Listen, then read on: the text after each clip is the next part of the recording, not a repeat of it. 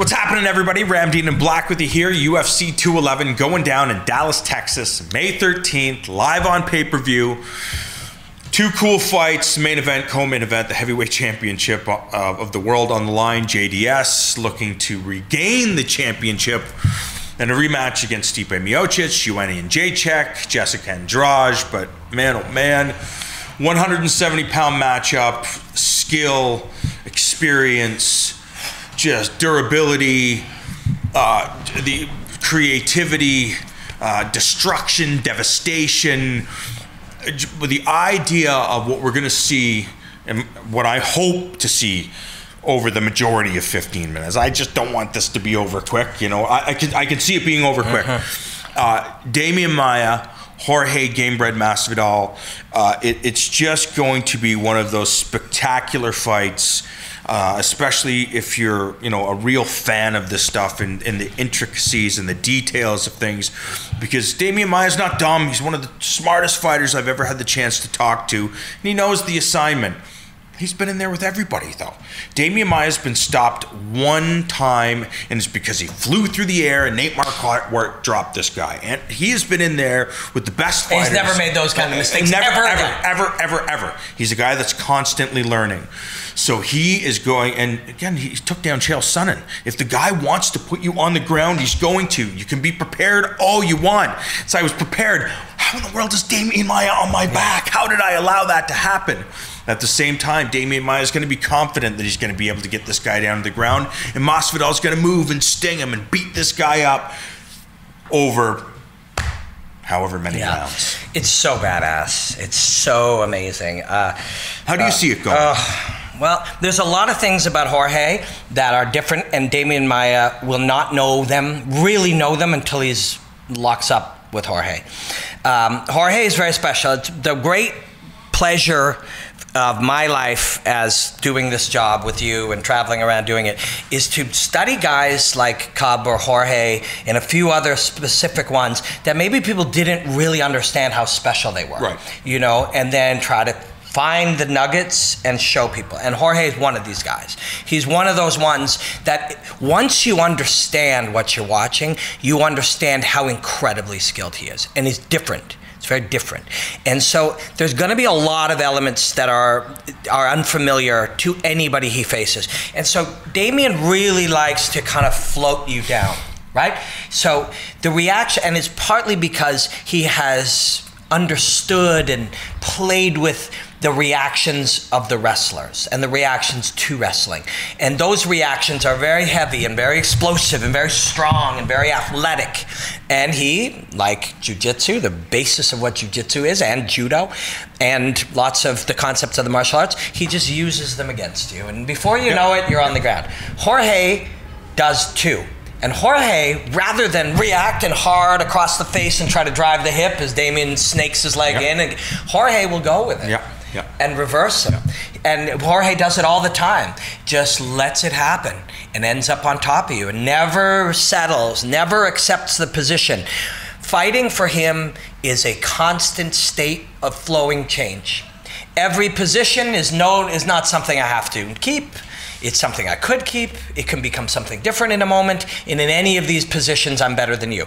And he'll believe that against Demian. Is that a truth, though? Forrest Whitaker. Forrest Whitaker, the actor. Very good fight. I don't know if he can fight. What's that kid Whitaker's name? Robert Whitaker. I always call him Forrest Whitaker. Has Forrest Whitaker won an Oscar? He might have. I don't know. So Oscar-winning fighter Robert Whitaker. You can just say that. Oscar-winning Robert Whitaker against Jacare. He stated very succinctly and very intelligently, he's a purple belt, by the way, that people start to panic when Jacare gets a hold of them, and they just fall right into his game. Rightfully. Yeah, except for he didn't. He was on the ground with Jacare, and he didn't hold onto the steering wheel. And if this is the steering wheel, the next thing you know, you're armbarred. You've been in there in a jiu-jitsu class with somebody on a much higher level than you. And it's, what's his name over at Bruckman's? Tony. Tony Carvalho. What was that like?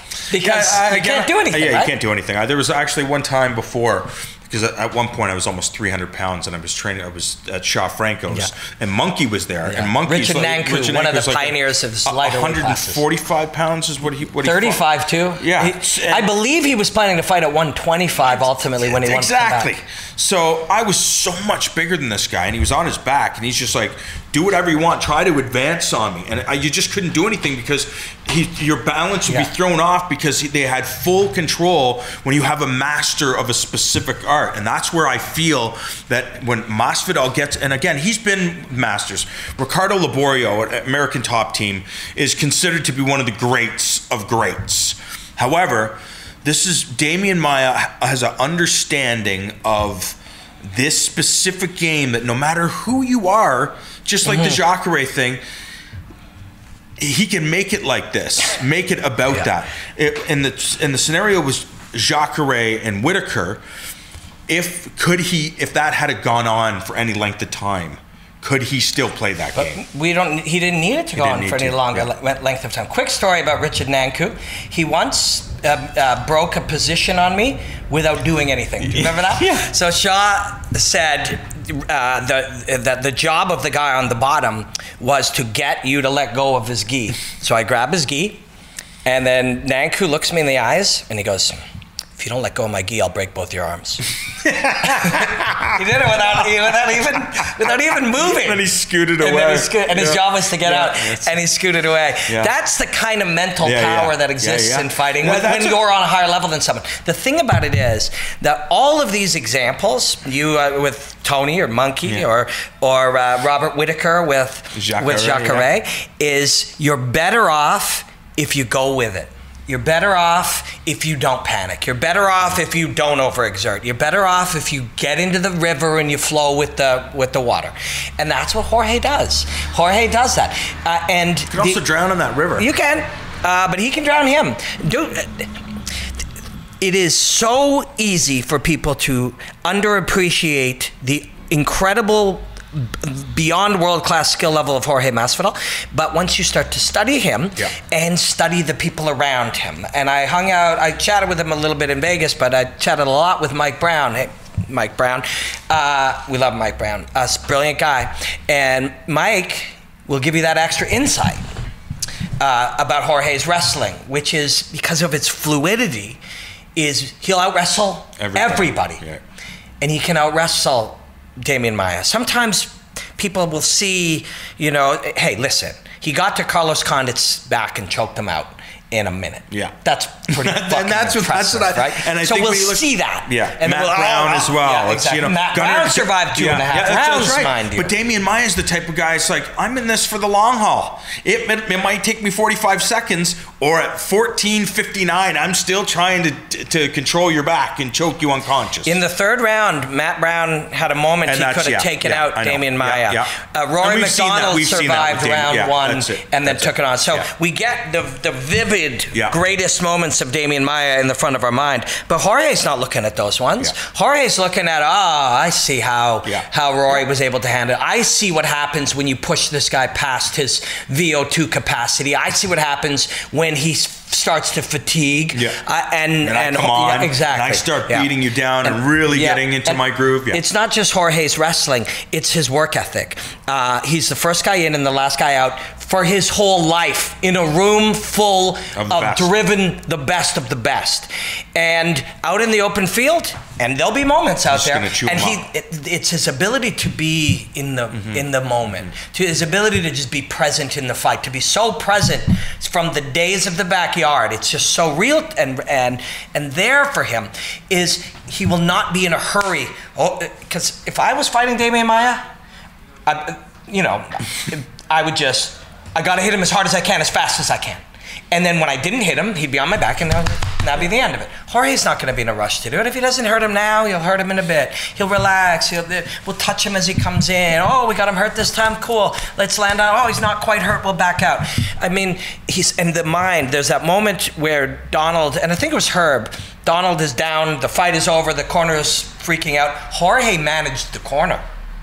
It's not over, guys. It's not over. kind of goes back down, and he brought them back. They were celebrating. Hey, this fight is not over. That's what I mean, the experience. You know what I mean? Yeah. And that's what he has, and that's what Demian Maia, just high-level competition in jiu-jitsu and mixed martial arts. So that's why I love this fight, because you're really going to see exactly what, when you describe that, it's like, okay, that's what I see. If Masvidal is going to beat Demian Maia, it's going to be the Matador smashing this bull, but Demian Maia is not necessarily likable. Yeah. He's a guy that's malleable, and he's a guy that when you think, oh yeah, right, how in the world did this happen? Now I have to get out of this situation. Oh, now I gave my back trying to get out. Oh, now I got to fight the thing. Oh, wait, he's on the other side. Oh my God, he's broken. His blood comes out of my nose. Exactly. But some of that is on you as well. Demian Maia is a genius. And Gunnar Nelson had a bad night, and he can't explain why he had a bad night, but I can. Demian Maia made him have a bad night. Demian Maia did that to him. And he can do it to almost anyone. I just don't see anyone doing that to Jorge. I don't see a guy he lives for this. I know they all do to a certain degree. Many of them do. But this is where he wants to be, in a prize fight with Demian Maia. And it's going to be, I can't wait. It's a fight. I might be in Vienna, Austria for this, but that weekend commentating. But if I'm not, Jorge's agreed to do one of our shuttle rides back to the airport. Win or lose, I think he's going to win, but win or lose, he and I are going to talk about the night before, about training, about his life. I'm very excited. Jorge, it's possible I'll be in Vienna commentating. If so, I'll be cheering for you, and you, Demian Maia, you're a genius. We love you. But we'll rain check on that if that happens. An incredible fight at 170 pounds, and I know things don't work this way, but you have to imagine the level of skill and talent between these two guys.